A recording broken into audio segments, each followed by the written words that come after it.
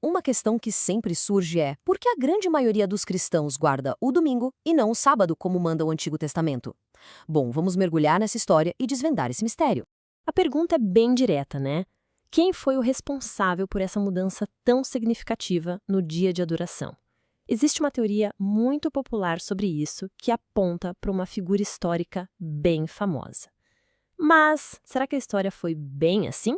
Pois é, o nome que sempre aparece, o grande suspeito dessa história toda, é o do imperador romano Constantino.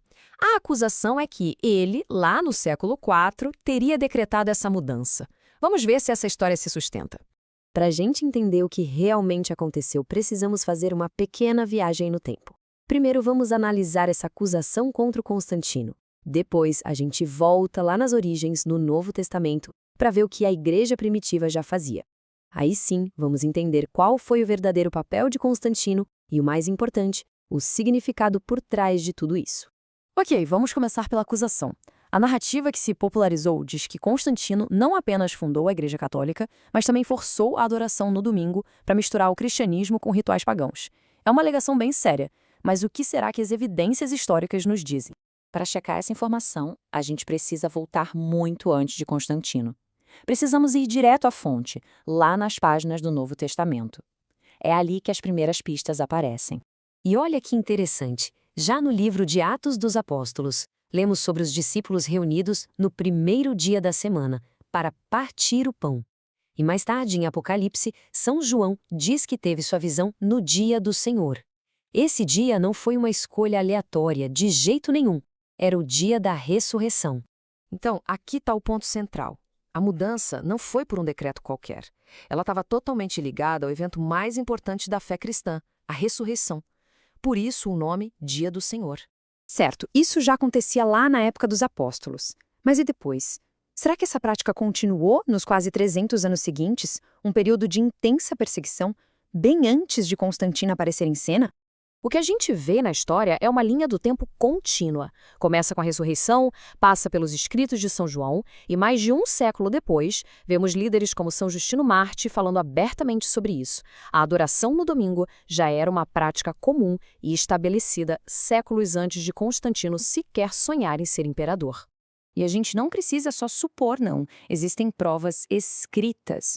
Por volta do ano 155, em plena perseguição romana, São Justino Mártir escreveu uma carta ao imperador, descrevendo exatamente como os cristãos se reuniam no domingo.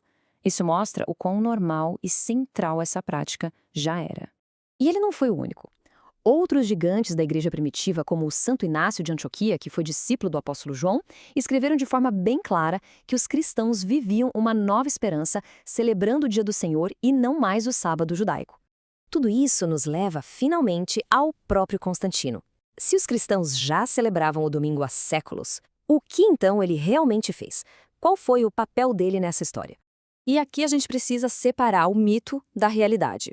Constantino não foi o inventor, o arquiteto da adoração dominical. O que ele fez foi dar um reconhecimento oficial, legal, a algo que a igreja já fazia há quase 300 anos.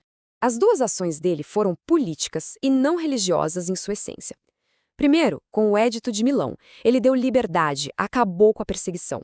Depois, alguns anos mais tarde, ele decretou o domingo como um dia de descanso no Império, basicamente alinhando a lei civil com uma prática religiosa que já era super antiga. E aqui vai um dado que é um balde de água fria na ideia de que ele fundou a igreja.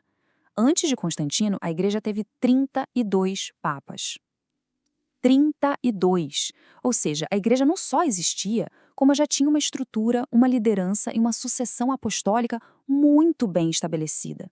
E só para fechar esse ponto, nem foi Constantino que tornou o cristianismo a religião oficial do Império.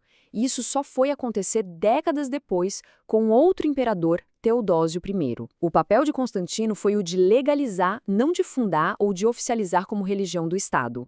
Então fica a pergunta, por que essa mudança aconteceu lá no comecinho?